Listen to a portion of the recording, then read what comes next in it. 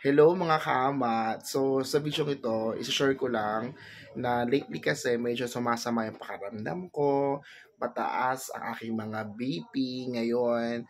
Siguro dahil na rin sa sobrang taba ko na. Actually ngayon kasi is 95 kilos na ako. Ayan. So siguro baka kailangan ko na mag-diet. So ito, itatry natin tong sambong tea. Ubusin lang natin to tapos mag-reduce tayo ng food para naman hindi na tayo sumama ang pakaramdam.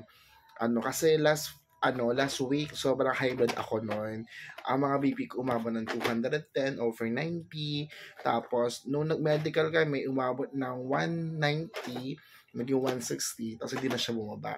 Pero dati, nung nandun pa ako sa Jan Luna, laging 130 naman yung aking BP, naka-carry boom boom ko pa yun. Pero ngayon talagang nag-react rin yung katawan ko, madalas sumasakit ang ulo ko, tapos feeling ko lagi akong pagod and everything. So, syempre, natatakot din naman tayo at ayoko naman na mabalo agad yung asawa ko kapag nategi-bambam ako dahil nga hindi ko kinontrol yung pagkain ko. So, ngayon, maglalas tayo ng food at syempre, we will monitor our health at itatry natin tong sambong tea. So, guys, hanggang dito lang muna yung video ko.